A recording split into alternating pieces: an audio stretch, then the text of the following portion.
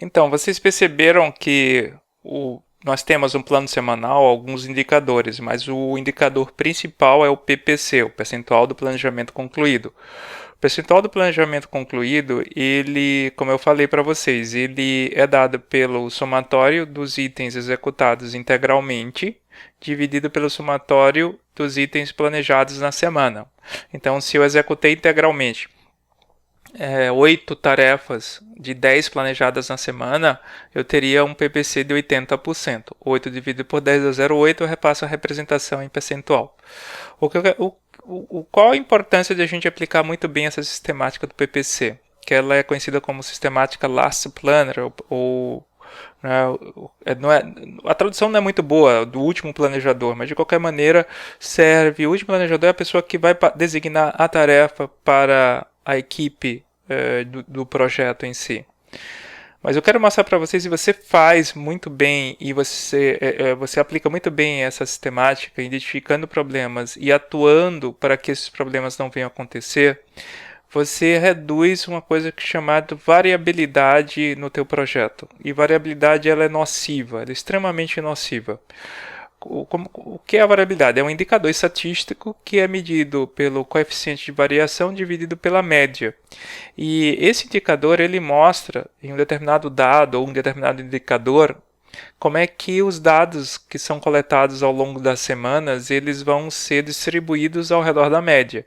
Então, quanto mais variável, mais zigue-zague esses dados fazem ao longo da semana, ao longo da média. E quanto mais estável o processo, mais suave essa transição, né? Não existem muito picos e vales que digo assim nesse diagrama. Não existe um pixel, é mais suave, né?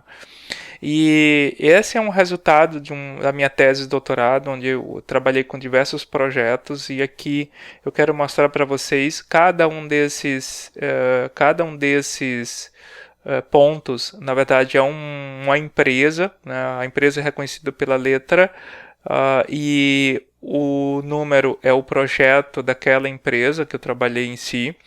Então, e eu acompanhei essas empresas aí ao longo de 10 semanas, 12 semanas, 8 semanas, 14 semanas, isso variou de situação para situação, e acompanhando a aplicação, a implementação do planejamento semanal, esse que eu acabei de apresentar na videoaula anterior. E aí, com esses dados, por exemplo, de 15 semanas, eu tinha 15 PPCs, eu fazia a média e calculava o coeficiente de variação. Isso o Excel dá para vocês tranquilamente. Mas não é necessário que vocês preparem nesse projeto esse gráfico que eu estou mostrando. Eu só quero mostrar uma coisa interessante que eu descobri. Olha só, se vocês perceberem, existe uma correlação, e de fato existe, com o PPC médio de cada projeto. PPC médio, então tinha uma semana com 15 planilhas de plano semanal e 15 PPCs. Pegava, somava todos os PPCs, dividia por 15, porque eram 15 semanas, e tinha um PPC médio e plotava nesse gráfico. Bom, existe uma correlação aqui, não muito forte, mas existe, entre o PPC médio e coeficiente de variação. Isso quer dizer, se eu conseguir aumentar o PPC médio do meu projeto, eu vou conseguir reduzir variabilidade. A variabilidade ela vai surgir quando surge alguma interferência. Por exemplo, faltou luz e eu não consegui trabalhar, então eu não vou conseguir entregar meu trabalho. E isso vai impactar no teu PPC. Eu quero que o PPC seja alto. Com o PPC alto, quer dizer que eu entreguei mais tarefas naquela semana. E isso foi um resultado muito, muito interessante. Né?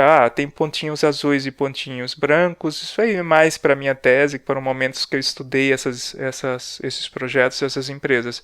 Mas eu consegui provar isso, que se a gente aumenta o PPC médio, a gente consegue reduzir a variabilidade. Isso é extremamente importante para um bom desempenho do nosso projeto.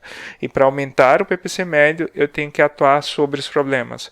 Atuar para que ele não volte mais a acontecer. Então, espero que vocês tenham compreendido assim o DNA que está aí por trás do PPC.